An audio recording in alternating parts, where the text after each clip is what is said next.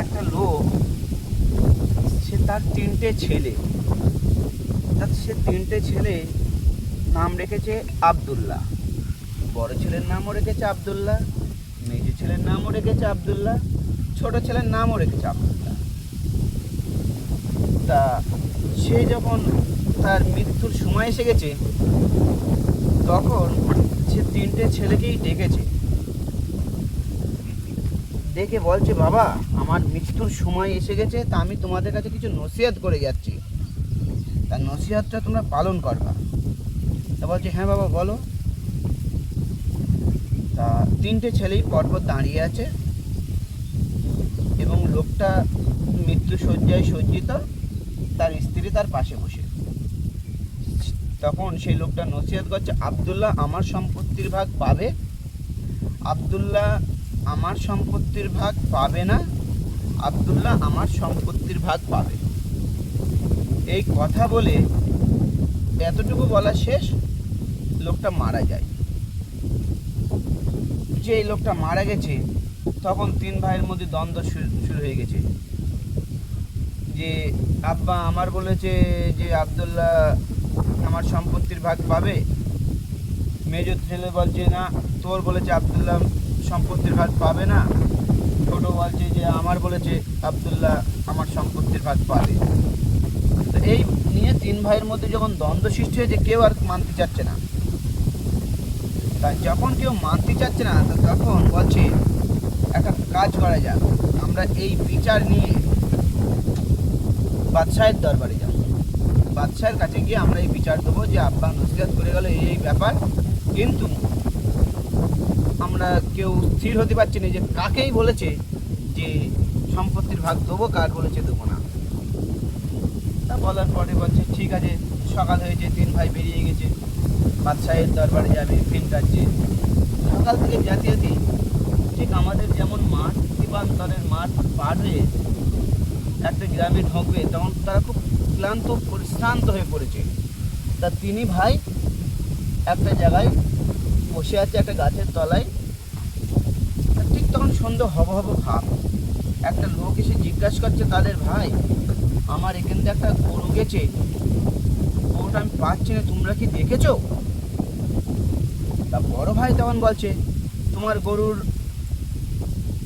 একটা চোখ কানা? বলছে, হ্যাঁ ভাই আমার গরুর একটা চোখ কানা। বলছে, আমি দেখি। দ্বিতীয় ভাই বলছে, তোমার গরুর একটা পা খোঁড়া?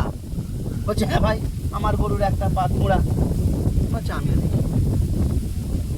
ছোট ভাই বলছে, তোমার গরুর লেজ নেই বলো? বলছে, হ্যাঁ ভাই আমার গরুর লেজ নেই। বলছে, আমি দেখি।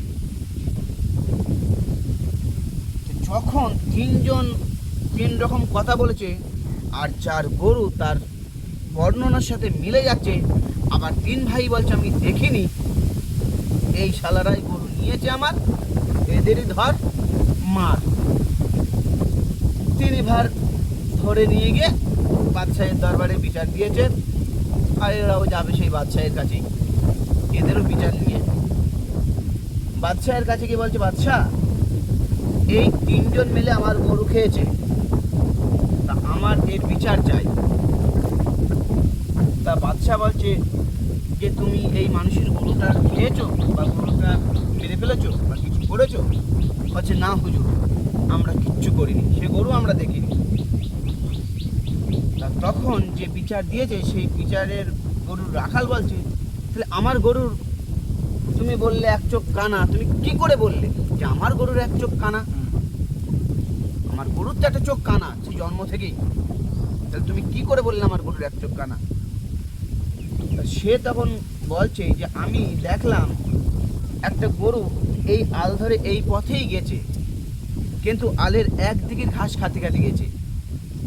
আমি এই থেকে অনুভব করতে পারলাম এখান থেকে একটা গরু গেছে, গরু একদিকেরই ঘাস খেয়েছে।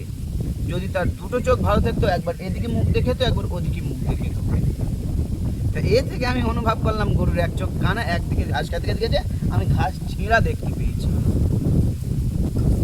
আমি ওখানে বসেছিলাম, এইভাবে দেখলাম যে একদিকের ঘাস খাতে খাতে এইভাবে গেছে।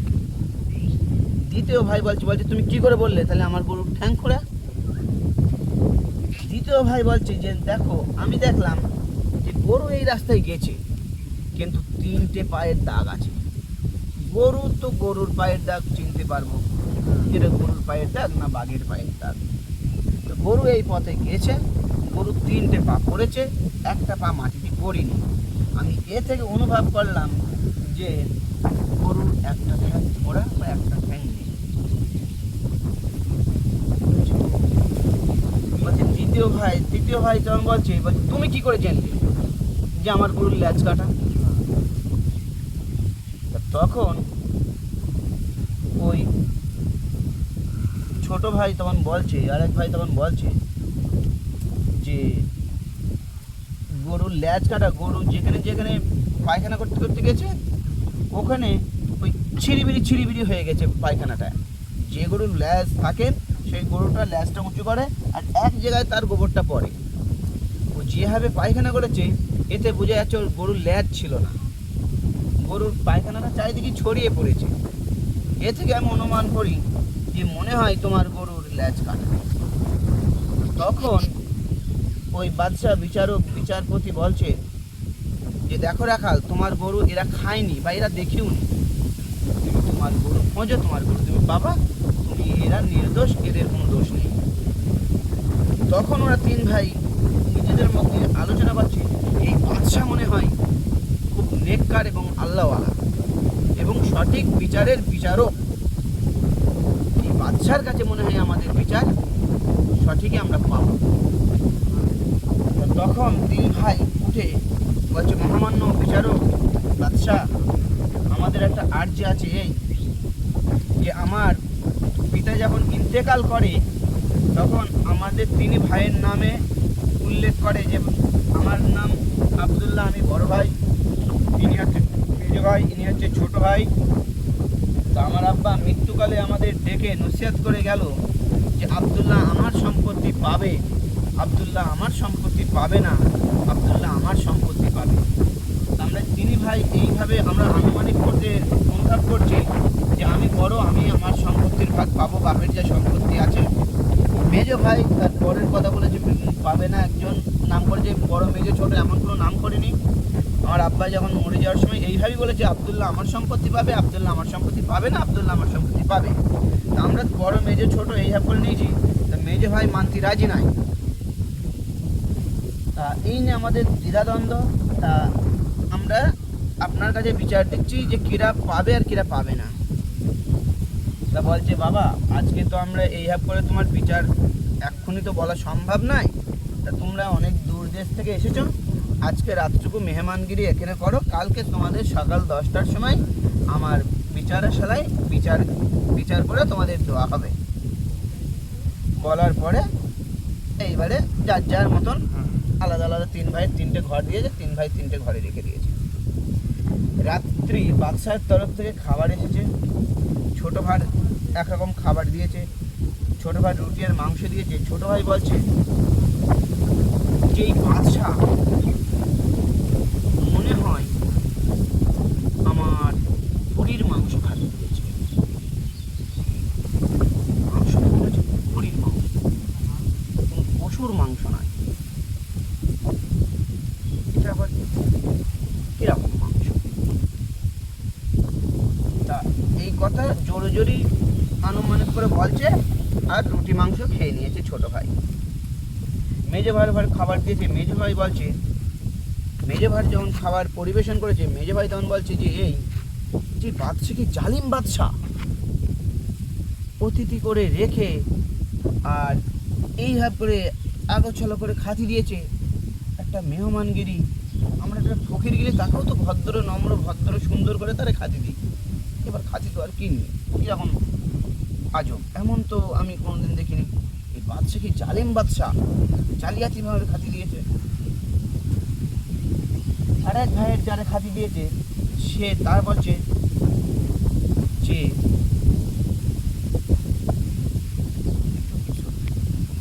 এই বাদশা যে আরেক ভাইয়ের খাতি দিয়েছে, তখন সেই ভাই বলছে এই বাদশা মনে হয় নেককার বাদশা নয়, এই বাদশার মনে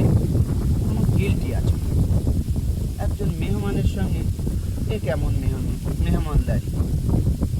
যাই হোক, এইসব করে 3 ভাই 3 রকম বলে 3 রকম খাবার 3 ভাই খেয়ে নিয়েছে। খাবার খাওয়ার পরে সকাল হয়ে গেছে, তারা ঘুমিয়ে গেছে, যে যার মতন সকাল হয়ে গেছে। বাদশাহের দরবারে তখন সকাল 10টা বেজে গেছে, বাদশাহের দরবারে 3 ভাই হাজির, বাদশাও হাজির।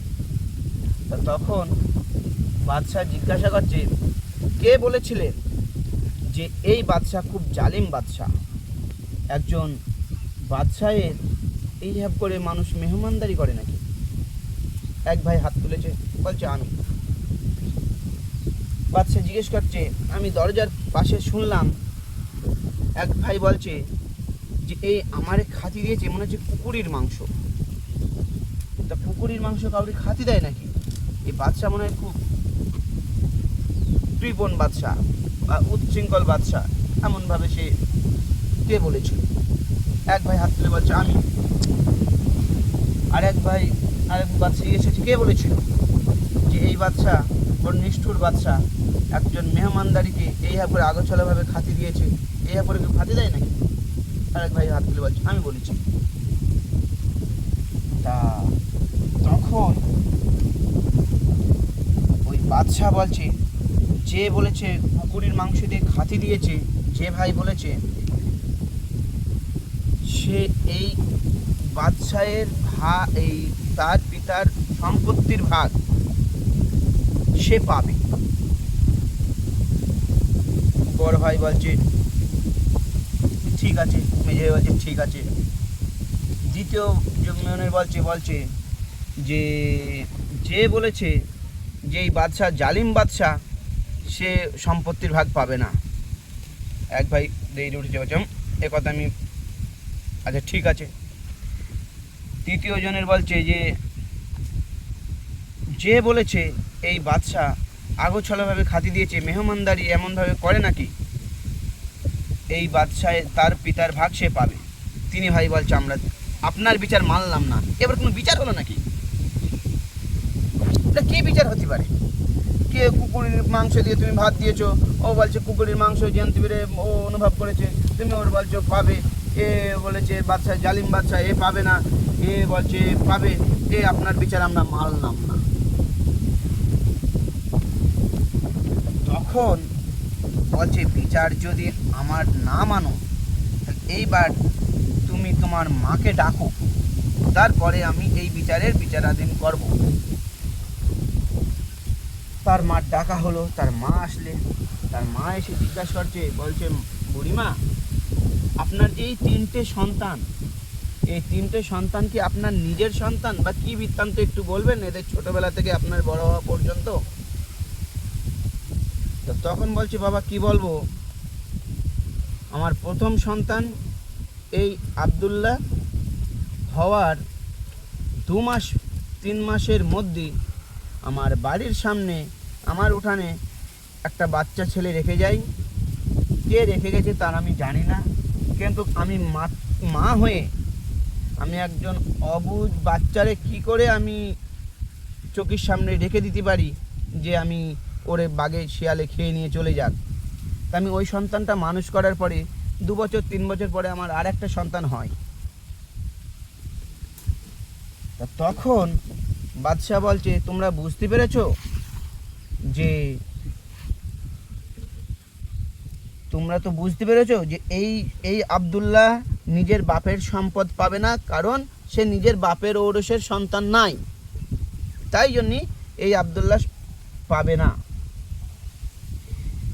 যে বলেছে যে এই বাদশাহ জালিম বাদশাহ,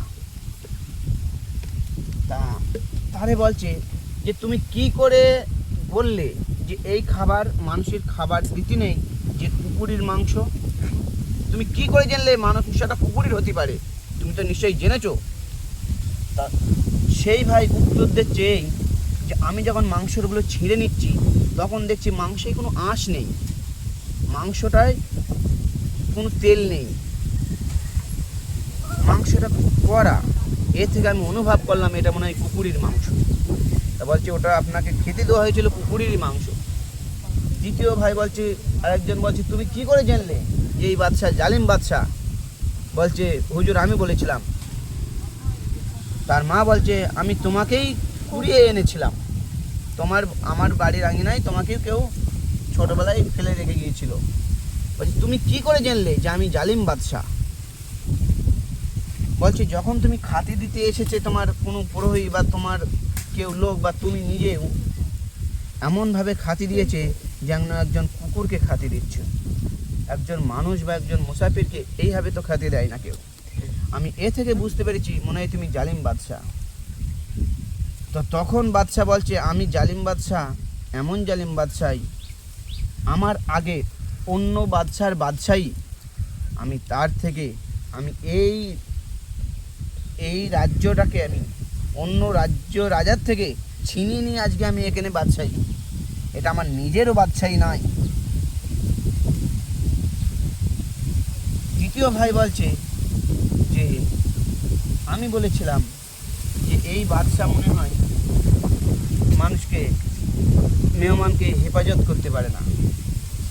তা আমি এই দেখেই বলেছিলাম যে খাবারের পরিবেশন দেখে, তা তুমি যখন নিজেই অন্য বাদশাকে মেরে তার রাজত্ব দখল করে নিয়েছো, তুমি তো তার নিজেই তার প্রমাণ। তা গল্পর ইতি, মানুষের জ্ঞান চক্ষু খুব দামি জিনিস। জ্ঞান থাকলে কে কেমন তার ব্যবহারে তার পরিচয় পাওয়া যাবে।